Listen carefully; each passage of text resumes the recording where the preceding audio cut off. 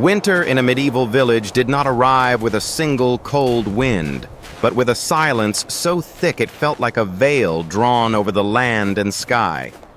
The sun retreated to its lowest edge of the horizon. Dirt paths turned into pale ribbons of ice. The breath of people and livestock mingled into fragile trails of mist drifting beneath smoke-stained thatched roofs. There, winter was not a season, but a silent trial, an uninvited guest who entered each year with the ruthless patience of time. When the fire in the hearth began to falter, when frost started to crawl up the wooden beams, everything in the village slowed, grew cautious, as if every inhabitant understood. From this moment on, every bit of warmth must be measured, every ember preserved. Every smallest decision might become the boundary between survival and oblivion. And in that scene, a quiet question emerged. If we, modern people accustomed to sealed rooms and steady heat, were placed here, could we stand firm through a single night, a week, or only a few hours? Only a few. Follow this story to the end, for only by seeing winter through the eyes of those who came before can we understand that what they built was not merely houses, but an entire art of survival that time has never erased. And if you feel intrigued, you may share what sparks your curiosity most. The stories ahead still hold much waiting to be revealed. To withstand winter, medieval people did not begin by lighting a fire, but by choosing the right place for their village, as though they were holding a silent dialogue with the earth, the wind, and the sun. They avoided valleys that seemed peaceful, yet were natural cold traps, where frigid air gathered and clung through the night. Instead, they built their homes on south-facing slopes, where even the faint winter sunlight could still creep in and leave a trace of warmth on clay walls and thatched roofs. Behind them stood hills or forests, a living windbreak where every northern gust was slowed, shredded, before it could reach the low houses. The water source had to be near, but not too close. The land high enough to avoid flooding, yet moist enough for mixing wall materials. The passageway between house and livestock pen tucked in tightly to keep out drafts. Every choice was like a quiet move in a long match against winter. It is no exaggeration to say that half the victory lay in choosing the location. For with just a single misstep, heat would escape twice as fast, provisions would be consumed 3 times as quickly, and human strength would wither long before winter agreed to leave. Once the place for the house had been chosen, medieval people entered a stage that seemed rough at first glance, yet hid an unexpected refinement, raising the house frame from naturally curved logs. What astonishes modern builders is that they did not search for straight timber as we might assume. Instead, they sought out trunks with strange bends, as though twisted by weather over many seasons. Those curved logs, the very pieces a modern carpenter would discard first, became the backbone of the entire dwelling. They split each log lengthwise, set the 2 halves in mirrored symmetry to form a ribbed arch, then raised it with the strength of the whole village. Each pair of ribs was like a giant set of curved bones, naturally bending to embrace the height of the roof and carry the full weight of winter snow. It was precisely this curvature that allowed forces to disperse evenly, giving the house a resilience against strong winds that no straight post could match. Here lies the twist. What modern builders consider flawed wood, waste wood, was in fact the perfect structure for a roof meant to withstand nature itself. The next beams were laid across, joined with wooden mortises and wooden pegs, without a single iron nail. When the frame was finished, it did not creak, did not tremble. It simply stood there like a living being newly awakened, ready to hold the warmth of a family for generations. What do you think? If handed a curved log like that, would you ever imagine turning it into the frame of a house? Share your thoughts. Sometimes a small shift in perspective is enough to open an entire era. After the wooden frame had risen like a sturdy backbone, medieval builders began to flesh out the house with a material that seemed fragile, yet proved astonishingly durable. A mix of clay, straw, and plant fibers spread over a lattice woven from willow and hazel branches. From afar, it looked like a simple layer of mud, but up close, one could feel the refinement of a technique honed across generations.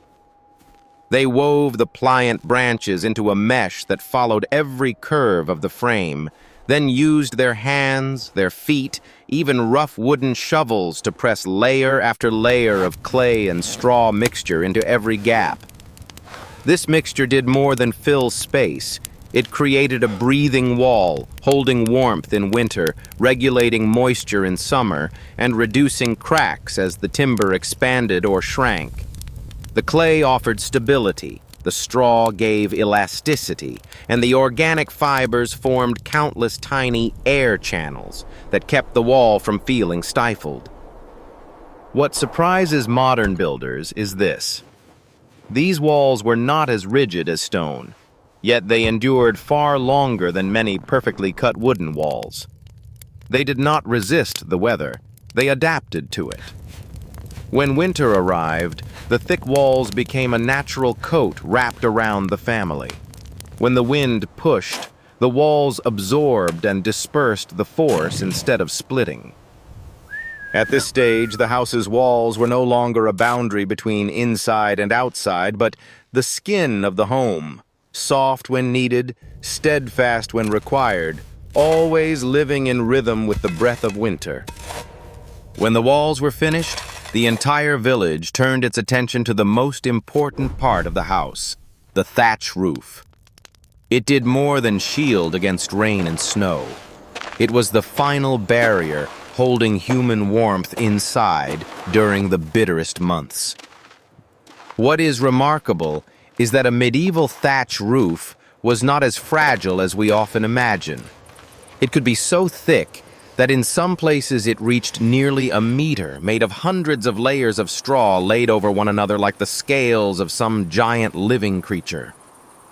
Each bundle of straw was placed in the direction of water flow, pressed tight, packed firmly, and bound with natural fiber cords so that rain would have no time to seep in but would slide off immediately.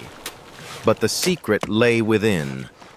Between the straw fibers were countless tiny pockets of air, trapping warmth just like the winter coat of an animal. Those small voids were the true soul of the roof, a natural insulation system that even modern materials struggle to replicate. And then, each day, smoke from the hearth quietly drifted into the lower part of the roof, settling there as a thin, dark film. Instead of harming it, this smoke made the roof more durable, more resistant to moisture and rot, and less appealing to animals seeking shelter. Thus, the thatch roof was not merely a roof, it was a living suit of armor, a structure that silently took on the winter winds so that beneath it, people could hold on to the precious warmth they had gathered day after day. Once the thatch roof had wrapped the house entirely, medieval people entered a quiet ritual few today still understand, turning the dwelling into a cocoon of warmth, where every crack and gap was controlled as if the house possessed a soul of its own. The doorway was built low and narrow, forcing anyone who entered to bow, not out of ceremony, but to keep warm air from rushing out in a single draft. The spaces around the doorframe were lined with rawhide, old cloth, or compressed straw packed into strips, like layers of bandage wound around a wound to keep the heat inside. Windows, if they existed at all, were nothing more than small openings, just wide enough to let in a blade-thin sliver of light. At night and through winter they were sealed with straw or cloth, turning the home into a half-dark chamber where the flicker of firelight became the only illumination. To modernize, this might feel like deprivation. But to the people of the past, darkness was an ally. It made the air heavier, slower, able to hold warmth longer. Strangely, when you stand inside such a home, you feel as if it is inhaling and exhaling with the family who lives within. The clay walls retain moisture, the thatch roof holds heat. The smoke settles over everything in a soft, dusky veil that makes the space feel suspended between two worlds. The house does not merely shelter, it observes, remembers, and guards warmth like a loyal living being. What do you think of the idea that a house can breathe? If you have ever felt something similar, share it. Sometimes such stories help us understand why people of the past believed that a winter home carried a spirit of its own. When winter entered its harshest weeks and the village woodpile began to vanish, the dry branches gathered in autumn were gone. The good timber belonged to the Lord's estate, and the last lumps of charcoal in the hearth burned as slowly as a weary breath. This was the moment when many modern people would assume the fire must die. But for medieval folk, this was when their survival secret revealed itself. They brought out something anyone today would consider refuse: dried organic fuel cakes. What seemed crude, dirty, fit only to be thrown into a stable corner was, to the people of old, given a name spoken with respect: the quiet heat. A fire that did not blaze but smoldered from dusk to dawn. Here lies the twist that startles so many. It burned with less light than wood, yet kept warmth far longer. They gathered a mixture of shredded straw, grass fibers, fine soil, and organic matter from the livestock pens, kneaded it into flat cakes, and dried them under the summer sun. When winter came, placing a single cake on glowing embers produced no crackling like dry firewood.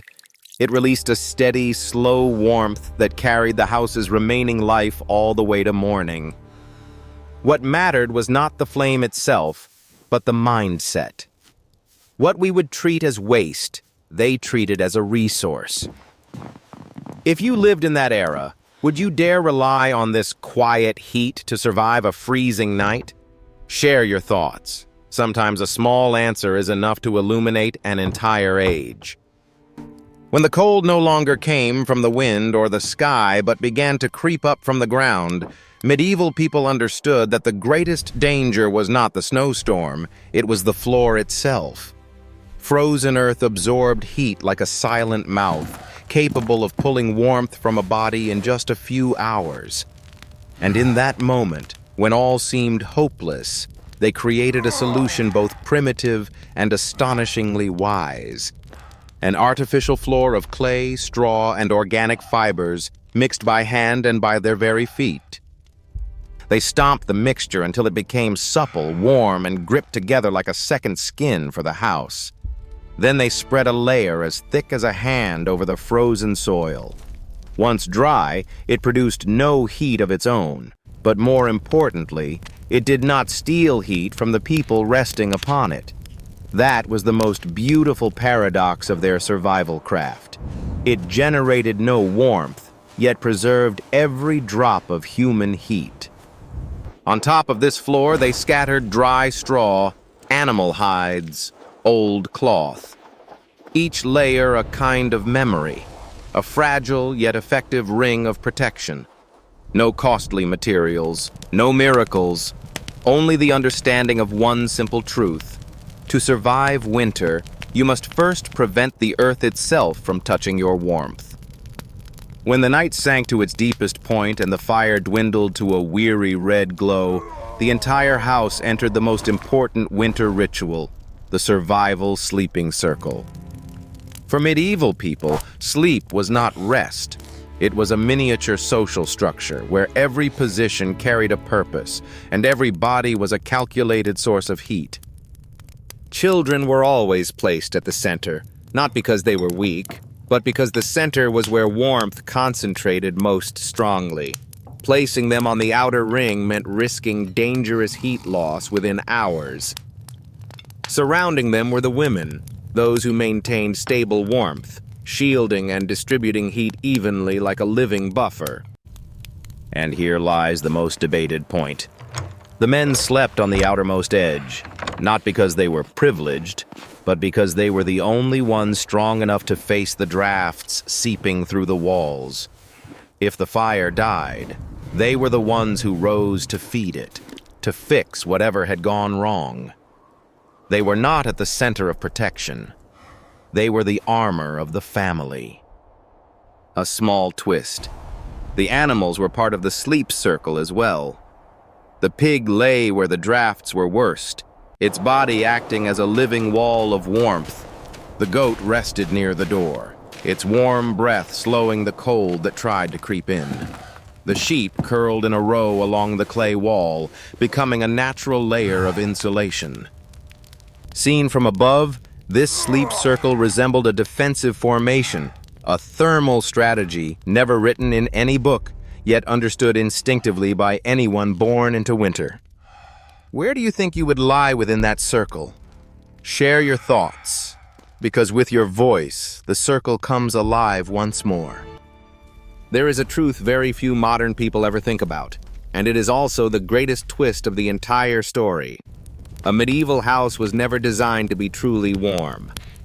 At first, this sounds contradictory, but to people of the past, being too warm was the most dangerous enemy. A house that retained heat too well would trap moisture. Its thatch roof would rot faster. Its clay walls would crack. Smoke would cling so heavily that it choked the air, and after only a few winters, the entire structure would collapse like a soft shell crushed by the weather. So they chose something we today would struggle to accept: controlled cold. That was the secret to durability. A house had to be sealed enough to keep in the warmth of people and livestock, yet open enough for moisture to escape. The roof had to be thick enough to block the wind, but not so tight that smoke could not slip through. Otherwise, the thatch would decay. The walls had to be thick for insulation, yet still breathe, so they would not crack as the clay expanded and contracted. The whole house functioned like a living organism maintaining balance. Not hot, not cold, only just warm enough to survive the winter. And here lies a lesson worth pondering. Sometimes, salvation does not come from maximizing the best condition, but from finding the point of balance nature will allow. Medieval people did not race to build the warmest house. They built the house that could live the longest. What do you think if our homes today were designed according to this principle of just warm enough? Share your thoughts in the comments. And if you want to continue stepping into the harsh yet deeply ingenious world of the past, don't forget to follow the channel. Many more secrets are waiting to be revealed.